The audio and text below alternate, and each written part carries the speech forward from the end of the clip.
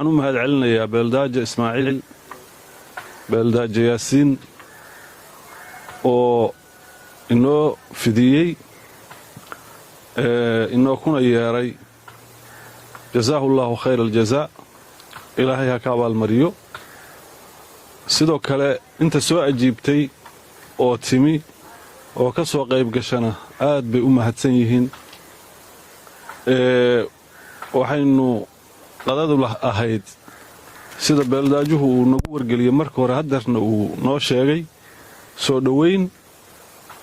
uqaasha iyo nabadoonnada ka yimi deegaanadii oo jooga inteena kalena iyagaynu la daarannay ciidaad wax ku cunto allow ha kuu waayin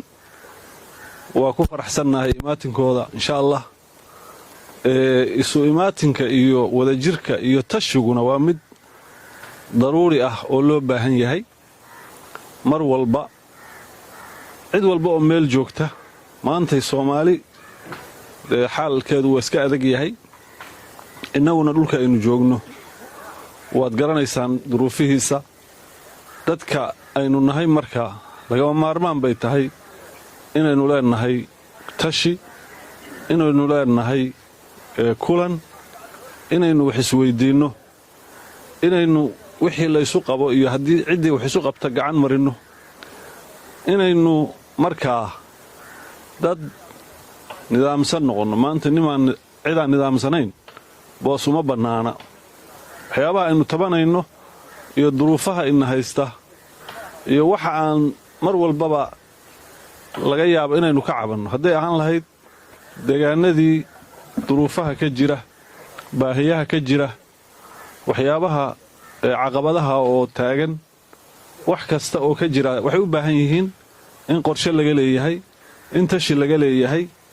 in maaragtay wax la iskaga ogyahay dad baa shaqaynaya oo shaqo haya wadanka ka shaqaynaya ku qancay aad baan u bogaadinaynaa waxyaabaha socda ama qabsoomay oo hadda ay ugu dambeysay wadadii Horsale iyo Muudiye dadkii ka shaqeeyay ka fikiray juhdi iyo lacag ku bixiyay ilaa ay kamira dhaliyaan oo la maro waa guul taariikhi ah way waana ku faraxsanahay isku tashi waxa ku socda isbitaal baarga laga dhisayo dad baa ka fikiray ka shaqeeyay uu habeen dhaxay ilaa ay kamira dhaliyaan oo hadda uu socdo dadka marka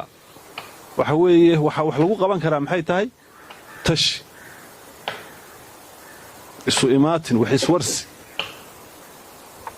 waxba la kala taban karaa dadka wax waa dhex mari karaan Arabiya labadaan baa ugu sokeeyo waa isgaaraan mar walba hadaan marka dadku isu iman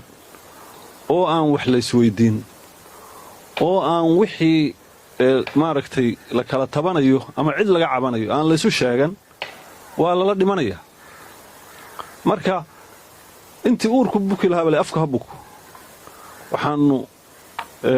diyaar loo yahay in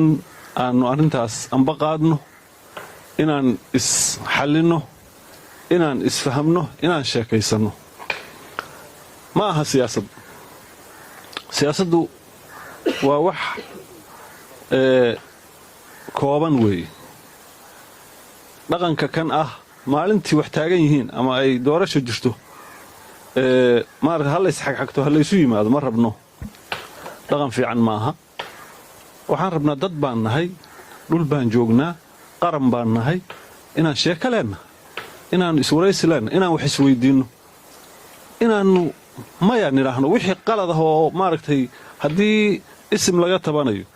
ama caaqil laga tabanayo ama maamul laga tabanayo waxa la yiri haddaan wax la isweydiin maxaa imanaya qaladka qofka haddaan loo sheegin oo gacanta laga qaban oo loo ramo sidaan maaha sidaad yeeli lawlaa lima